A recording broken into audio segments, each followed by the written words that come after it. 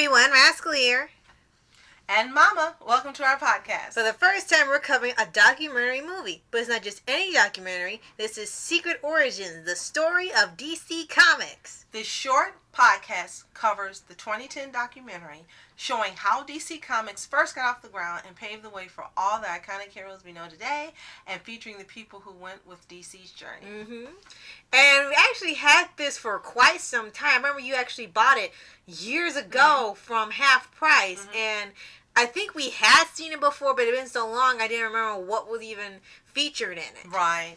But perfect time now to look at it again and share with you what we loved about it and little brief tidbits of what were the most iconic parts and why you should get a version to look at. Check yourself. Yeah, and this will also fit because, of course, you know, we've had Aquaman and Shazam this year, and we got other DC movies coming out that are going to, you know, pick up speed for the DC universe, and we've had Young Justice and all sorts of stuff that are helping DC get back into the superhero game that Marvel has dominated for quite some time. Right. Now, for hardcore comic book lovers and those who've been comic book lovers for decades, we're sure you already know this. If there's anything that you think that this particular documentary didn't cover, because we know you've seen it, or something additional you think should have been mentioned, please let us know in the comments below. We'll tell you that right off the bat, because we'd love for you to share your knowledge with us and make us all more aware. Right. And surprisingly, this was voiced over by Ryan Reynolds. Right, he was the narrator. And he did a great job on this. Yes, spectacular. Much better than Green Lantern. Okay, so say that. Hey, he gets to play Deadpool. Before Deadpool, he was a narrator. Now he's forever Deadpool. Yes. So it was great, and it had a lot of black and white footage showing original photography, pictures, and from the movies, like the different movies everyone was in, how they've been made throughout the years, like the Superman movies, Smallville, the animated series, and then the recent ones, Man of Steel and stuff. So talked about the origins, which is why it's called Origins, of course, the Superman and Batman and the major characters that are known throughout the world is part of this comic history. And they also covered about the DC Comics, was the commission? Authority? Yes, I think the Comics Authority. Right, the Comics Authority, where they censored a lot of things for quite a while. And then finally they got out of that censor trap. And we have what we have today now as a result of that. It went from being mild to being, you know, more violent, more adult themed, it leveled up But you still have the classics, and you can always go back to that your children can see if they're too young to see the stuff that's a little more adult based now as far as the animated movies. You still got the great ones that have come out like in the early 2000s up to probably 2015 when you could really see the big change in how the movies were being made. Plus you could see at the start of what we covered earlier for you guys. The Red Hood. Waiting for you to finish my sentence for me. I'm sorry. I was thinking we covered so much DC stuff on here. I mean, oh my gosh, DC and Marvel. So it was like, which one? So now you know what I was going to say. Starting with Red Hood. Thank you. And it was really great seeing how, like I said, the company started just like with Marvel, and then it also paved the way for like Vertigo Comics and Milestone and a bunch of other superhero and comic book companies and industries, and it helped with DC Comics, because without them you wouldn't have a lot of these characters we have today, including the movies and the adaptations, love them or hate them, but it all started with these people. And you can see the origins of some of the really hardcore vicious villains like Joker, because of course Batman 66, all the villains were more lighthearted because of the type of show it was, which was awesome and terrific.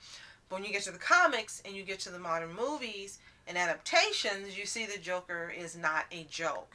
Voiced brilliantly by Mark Hamill. But you get to see the origins of how these concepts came about for the villains. One part I really liked from this documentary is learning about not only, you know, Superman's origins, but about the Superman when they decided to kill him off. Right, and the Death of Superman story. Right, and it was a marketing ploy they fully had orchestrated, knowing they were going to bring him back. But they were saying how it had repercussions that they didn't expect. Right. How could you kill off Superman and not expect everything to sell out that you print? Right, because nowadays it could have just the same effect depending on how popular a character is in their respective shows or movies. Sometimes it probably won't hit them hard, and others it'll hit them so hard that they'll demand and bring them back. And you knew all along that they don't really stay dead unless they pull a shocker and it's like, no, they're gone for real. Right. And of course they talked about Batman, and they really talked about Wonder Woman and how they made the era in the 60s of deciding to make her more of a docile type character, where she was not the strong woman. She changed. She was her more clothes, like a mom. She changed her outfit, and she had a man that was training her, and it was, they were faced with outrage from women and men who liked the actual character as she was. Right. And they went back to it, thank goodness, because I'm sure there was nothing wrong with that character. But the best thing to do, in our opinion, is just make a new character. If you want to change a character, don't change them. Just make a new character that embodies those characteristics that you want the character to have. Exactly. And then just bless the DC universe with more and more characters to love. Right. Because you see that DC sometimes still does this today with a few of these characters, and other shows and properties kind of do the same thing. Rather than just keep a character that's familiar when they do a reboot or reimagining, they just change it up and act like it's a whole other character. Right. Rather than just create a new character. But for some people, it's just easier to redo an existing one. Right. And then you've got the little dichotomy going with people who are loyal to the original, and then those who are loyal to the new concept, and then you've got the little battles going on. And maybe there's something that DC planned, so we get a lot more, coverage, a lot more attention, and it may also be a marketing ploy. Exactly. So, but regardless of which version of which character you like, and ultimately they always make characters that are strong. They can fight, they can handle themselves, they can help form a team, work together, show that, teamwork works. And they also have their ideas of justice. Right. They have... depending on each character, yeah. And they have different topics or aspects of pop culture, current culture, political landscape, and different things that they are working towards. So it's great that even when they do change a character, they have a totally different outlook or an aspect and so forth. Right. And it's just a matter of, okay, do I like this one better, or do I like the original, right, or do I like them both? Right. And it happens with, like I said, any show or property, it can have this effect. It's just up to each individual to make up their minds. That's all. What I would have liked to have heard more about is the real history of Wonder Woman. We've been looking for the movie they made a couple of years ago. Yeah, called The Wonder Women, yeah. Right, and I would have liked to have heard that mentioned within this documentary, but it wasn't. Right. And I also would have liked to have heard a little more about the original Batman and Robin series that aired in the 30s or 40s. Yeah, before Batman. Which we do own. Yeah. If anyone's interested in hearing more about that series, let us know. We're not sure if there's going to be a lot of you that want to hear about it, because it is a totally different Batman. Yeah. Totally different time. But we got it because we love Batman. We're true Batman enthusiasts, and we went ahead and bought it. But I would have liked to have heard that mentioned, and they talked about that original pairing that played them prior to it becoming, crazy famous with the 66 Batman series. Right. That would have been great to mention too. Right. Now they did mention the original Superman series with George Reed. Yes, they did. And that was great. Right, and they showed the original 4 Superman movies and the animated series they had. And of course they touched up on the 2000 series with all the shows like Teen Titans, Justice League, Static Shock, and the Batman. So we kept getting more info about everything DC from that point. So, if you've seen this documentary, let us know what you wish had been included. If you haven't seen it, take a look. Yeah. You probably have to buy it because we've checked Amazon, different places, we haven't seen it available for viewing. Yeah, it's really weird. It's almost like it's like a lost media almost. Right. So you might want to check, like we did, Half Price Books, I'm not sure if it's on Amazon. We didn't give it a check, but if you do find it, maybe you can let people know in the comments below that it is. Right.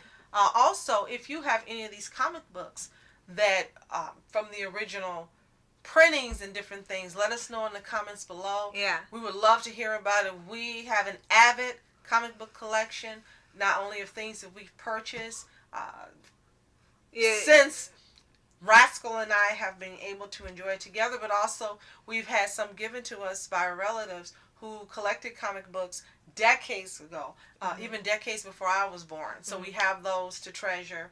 And maybe one day we can make a podcast showing you like this what we part got. of our comic book collection. Yeah, if that'd there's be something great. you want to see, let us know, and we'll take pictures and do a podcast showing you some of the treasures that we have also. Right. So thank you so much for watching, and we hope that you are able to, if you haven't already watched it, watch this fantastic documentary. Yes, it's still 9 years old, but it still shows the great history of this company. Absolutely.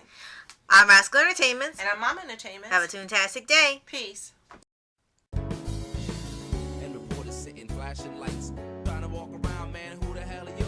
What you wanna do? Well, man, it's on you. Man, it's on you. Met her in my dreams, she was my queen. A castle in the mountaintops, rivers and streams, plucking sunlight from the sky.